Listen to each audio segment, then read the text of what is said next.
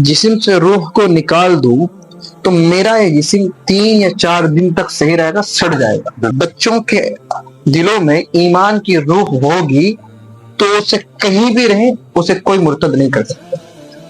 ये भी अहम है। और वो ये है कि जहेज का फन की मा पाबलकुम, कि जो तुम्हें पसंद हो निकाह का पैगाम दे दो। ऐसी अगर लड़की कोई लड़का पसंद करती है तो उसे भी इजाजत है कि वो अपनी पसंद से शादी कर ले, लेकिन मुआशरे ने इसे लॉक कर दिया और बहकाने वाले को ये मुद्दा मिल गया। तो इसलिए हमारी लड़कियां। अस्सलाम वालेकुम रहमतुल्लाहि व बरकातुहू। आज मैं आपके सामने एक पॉडकास्ट लेकर हाजिर हुआ हूँ। जो मेरा ये पॉडकास्ट का टॉपिक है, आज ये बहुत ज्यादा ट्रेंडिंग कर रहा है और जो मैं सवाल लेकर आया हूँ, ये उम्मीद है मुझे कि आप हमारे और आप सबके जहनों में घूम रहे होंगे। तो मैं ज्यादा वक्त न गवाते हुए मेरे साथ मौजूद हैं मौलाना हुसैन अहमद कासमी साहब। ये मेरे बहुत ही ज्यादा अजीज हैं। मैं इनके साथ आज इस टॉपिक के ऊपर बात करूंगा। ये हमें वजाहत करेंगे इस टॉपिक के और अच्छी तरह से। तो मौलाना, आपका बहुत बहुत स्वागत है हमारे इस यूट्यूब चैनल में। अस्सलाम वालेकुम रहमतुल्लाहि व बरकातुहू। अस्सलाम वालेकुम व बरकातुहू। मौलाना, मेरा सवाल है कि हमारी जो इस्लाम की शहजादियां हैं, बेटियां हैं, बच्चियां हैं, तो वे मुर्तद होने की वजह क्या है जो आज ये मुर्तद हो रही हैं और इस्लाम को बदनाम, इनकी वजह से बदनामी हो रही है, ये इस्लाम को छोड़कर जा रही हैं? मतलब क्या वजह है जो ये इस्लाम से इतनी दूर हो रही हैं आज के वक्त में? अल्हम्दुलिल्लाह रब्बिल आलमीन वस्सलातु वस्सलाम अला नबी। अजीज मुहतरम, जो आपका सवाल जो है वो हकीकत में हमारे भी दिलों में बेइंतहा घूम रहा है, चुभ रहा है। क्यों? इसलिए कि रब्ब कायनात ने हमें एक जिम्मेदार बनाया। उस जिम्मेदारी का हम एहसास अगर करते हैं तो परेशानी होती है कि हम नहीं निभा रहे। जहां तक मैंने गौर किया है इस ताल्लुक से, तो मेरे जहन में इसकी कुछ वजह है। पहली वजह के ताल्लुक से मैं अगर बयान करूं तो मैंने हमारे बेंगलोर में एक कॉन्फ्रेंस की गई इसी चीज को सोचते हुए कि बेटी बचाओ ईमान बचाओ। जब मैंने ये उन्वान सुना तो मुझे अजीब सा लगा। मैंने कहा ठीक है, आप बेटी को कैद कर लो तो उनका ईमान बच जाएगा। 1 दिन कैद रखोगे, 2 दिन रखोगे, 3 दिन रखोगे, कब तक रखोगे? क्या उनका ईमान बच जाएगा? मैंने कहा नहीं, इसका उन्वान यूं नहीं, उन्वान ये होना था कि ईमान बचाओ बेटी बचाओ। अब ईमान क्या है? ईमान है अल्लाह की मारिफत। अगर माँ बाप अपने बच्चों को अल्लाह की मारिफत, अल्लाह की पहचान करा देते तो हरगिज हमारी बेटियां मुर्तद ना हो। अगर हमने बेटी को कैद भी किया और उसके दिल के अंदर ईमान नहीं है तो जिस दिन वो कैद से आजाद होगी चली जाएगी। क्यों? इसलिए कि वो अल्लाह को पहचानती ही नहीं, ईमान को पहचानती ही नहीं। इसको आप इस मिसाल से समझेंगे कि जैसे जिस्म है हमारा, उसमें रूह है। अगर मैं इस जिस्म से रूह को निकाल दूं तो मेरा ये जिस्म 3 या 4 दिन तक सही रहेगा, सड़ जाएगा। बिल्कुल। ऐसे ही वो बच्ची जिसमें ईमान की रूह नहीं है, उसे जितने दिन तुम कैद रखोगे तो तुम्हारे साथ रहेगा, जैसे ही तुम उसे छोड़ दोगे तो वो हलाक हो जाएगी और वो शिर्क में चली जाएगी। इसी तरीके से अगर जिस्म के अंदर रूह है तो सही सालिम रहेगा, कहीं भी रहे। तो अगर बच्चों के दिलों में ईमान की रूह होगी तो उसे कहीं भी रहे उसे कोई मुर्तद नहीं कर सकता, बहका नहीं सकता। क्यों? इसलिए कि वो अपने रब को पहचानती है, जानती है, मानती है, यकीन करती है। तो पहली चीज क्या है अब आपके लिए, मुआशरे के लिए, कि बच्चों के दिलों में ईमान की रूह हो गए, वो जरूरी है। आज हमारे पास बच्चे जिंदा तो हैं, ईमान नहीं है, उनके दिलों में ईमान की रूह नहीं, तो मुर्दा है वो। उन्हें कोई भी कुछ भी बहका देता है, बहका जाता है। तो पहली चीज है अल्लाह की मारिफत, अल्लाह की पहचान कराओ। दूसरी चीज जो है माँ बाप की तरबियत में कमी। इसकी 2 वजह हैं। ماں باپ نے جو انتخاب کیا تھا شادی کے لیے، باپ نے اس کا انتخاب تھا پیسہ اچھا ہو، لڑکی خوبصورت ہو، بس، اور کیا بھی انتخاب ہوتا۔ حدیث میں اصول بیان کیا گیا، جس کے دین اور اخلاق سے تم متفق ہو اس سے نکاح کر لو۔ تو اگر میری سوچ ایسی ہوتی اور سامنے والی لڑکی دین اور اخلاق کی حامل ہوتی تو انشاءاللہ وہ اپنے بچوں کی اچھی تربیت کرتی۔ لیکن ہمارا کیا ہے، اچھے پیسے والی ہو اور خوبصورت ہو، نکاح کر لیں گے، اب اس کا رزلٹ کچھ بھی آئے۔ تو ماں باپ کی تربیت میں کمی۔ اس میں دو طرح کے ماں باپ ہیں۔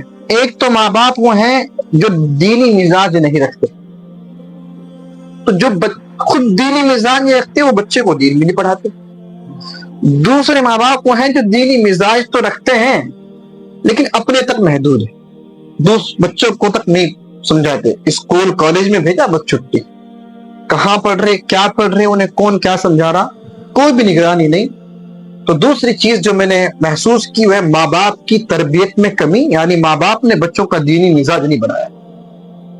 تیسری چیز جو ہماری بچیاں مرتد ہو رہی ہیں یہ بھی اہم ہے، اور وہ یہ ہے کہ جہیز۔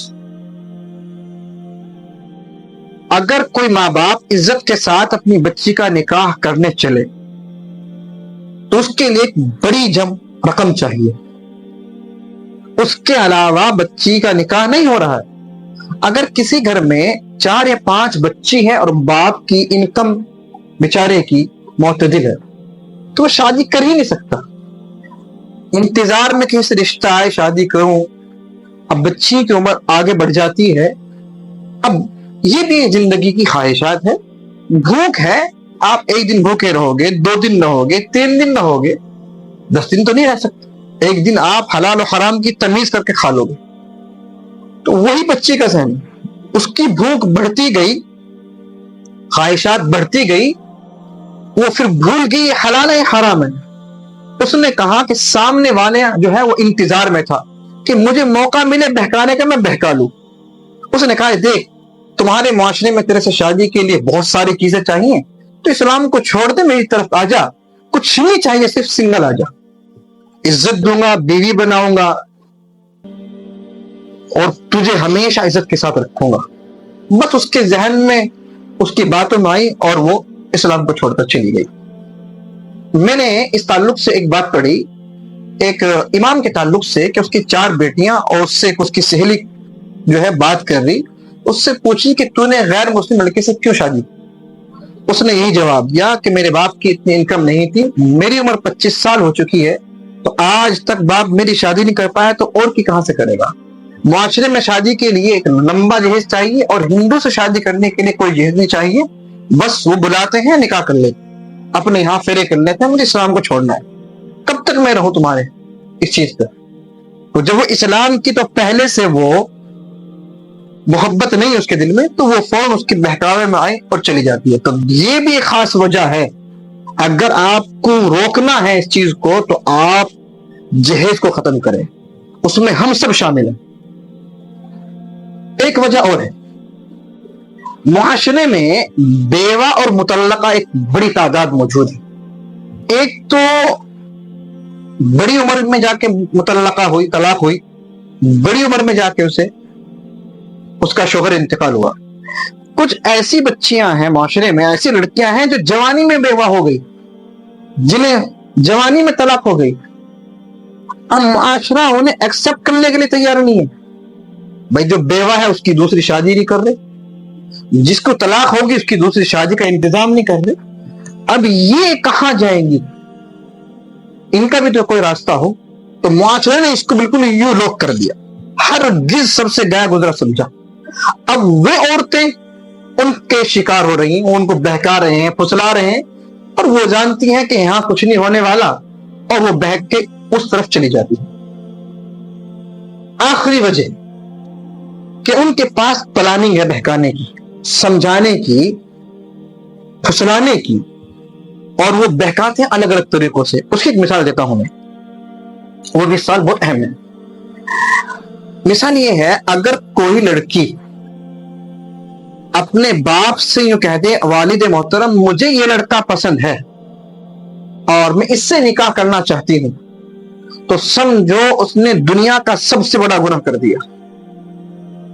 لڑکے تو کسی حد تک کہہ بھی دیتے ہیں، بات مان بھی لی جاتی ہے، لیکن لڑکی نے اگر کہہ دیا تو سب سے بڑا گناہ کر دیا۔ اب باپ نے جہاں چاہا وہاں اس کی شادی کرے گا، وہ اسے پسند ہو یا نہ پسند ہو۔ اب بہکانے والے کو، دشمن کو معلوم ہے، اگر وہ اس کے ٹچ میں چلے گی کہ دیکھ تمہارا دین ایسا ہے، تمہاری پسند کا خیال بھی نہیں رکھتا، اور جس دین میں تمہاری پسند کا بھی خیال نہ ہو وہ دین اچھا ہو سکتا ہے کیا؟ جبکہ انہیں اسلام کی تعلیمات دی جاتی ہے، تو قرآن کریم نے کہا فَانْكِحُوا مَا طَابَ لَكُمْ، کہ جو تمہیں پسند ہو نکاح کا پیغام دے دو۔